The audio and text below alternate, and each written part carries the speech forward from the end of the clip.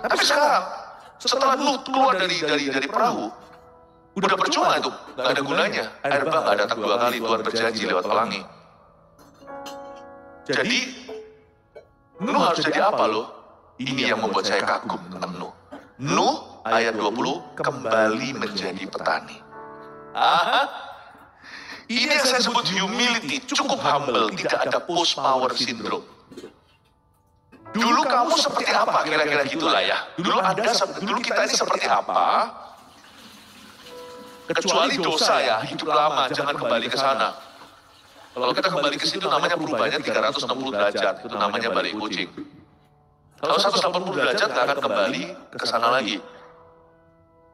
Tapi kalau sesuatu itu bukan hidup lama kita atau dosa, misalnya kita ini apa? Jangan keberatan kalau setelah momennya lewat, kairos Tuhan sudah selesai, tugasmu usai dan diizinkan masih hidup sekian lama di atas muka bumi. Jangan keberatan untuk melepaskan posisi. Let go. Gak apa-apa. Gak usah post power syndrome. Lu dulu itu bangun kapal kan jadi orang besar. Tapi ketika kapalnya sudah selesai, tidak dipakai Tuhan lagi, dan momennya sudah lewat, Nuh keluar dari Bahtera, jadi petani lagi. Saya kadang-kadang mikir loh, saya pernah ngomong gini sama istri saya, yang saya panggil dia sayang. Mungkin beberapa istri Anda juga namanya sama. Saya bilang, yang kalau aku nggak bisa khotbah lagi, kamu masih cinta nggak sama aku? Istri saya bilang gitu loh, aku dulu kenal kamu tuh, khotbahmu belum bagus. Oh iya, karena kau cintai aku, khotbahku jadi bagus. Ngaku-ngaku nih, atau bagus gak, terserah Anda yang menilai. Terus saya bilang, kalau saya nggak bisa khotbah lagi misalnya, atau Tuhan nggak pakai saya dengan cara yang sama lagi, saya tahu Tuhan mengasihi aku, kamu bisa menerima aku kan? Loh, kalau sampai pemakaian Tuhan nggak akan gitu ya, pemakaian Tuhan, istri saya bijaksana, pemakaian Tuhan akan terus dalam hidup kita. Tapi kalau sampai kairosnya, awannya itu terangkat, Roh Kudus nggak terangkat, momennya aja. Istri saya berkata gini, kan tambah enak, kita bisa jalan-jalan ke tempat-tempat yang selama ini kita lakukan, gara-gara kita harus terus berfungsi, harus terus bekerja untuk Tuhan. Tahu nggak, sedikit banyak Anda harusnya merasa bersalah. Saya ini punya bucket list nggak pernah kecapaian. Karena Anda, Christmas saya harus di sini. Akhir tahun harus di sini. Awal tahun di sini.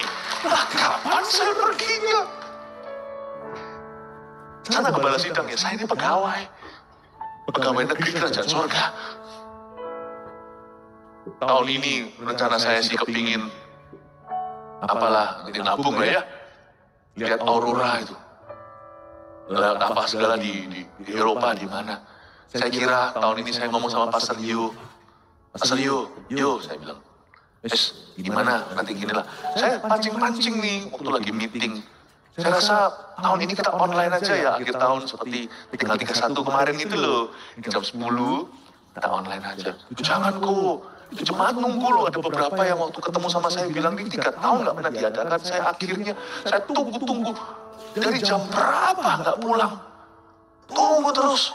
Ada yang sengaja nggak pergi, kenapa? Karena kita mau mendengarkan gembala kita untuk memberi kita rema-rema yang baru dari Tuhan. Kita mau masuk ke tahun baru. Saya bilang dalam hati, ya bu gitu loh. Nah, kapan saya bisa tanggal 31 pergi? Dan enggak, jadi akhirnya good newsnya gini, tahun ini, dan kapanpun sampai selama Anda butuhkan, I'm here. Saya tidak udah lama saya nggak white Christmas. Dulu waktu saya sekolah itu white Christmas kalau saya di Kanada. Tanggal 25, putih semuanya. Kalau sini kan putihnya kan pakai, apa namanya itu, gabus-gabus kan. Nah, kalau saya paling suka white Christmas, tapi nggak bisa. Bayangin kalau saya sekarang ada di Kanada, white Christmas gitu, sekalinya saya pasti kangen jemaat. Saya dan istri pasti kangen jemaat. Mendingan kami di sini hot Christmas. Tapi bersama dengan jemaat terkasih dari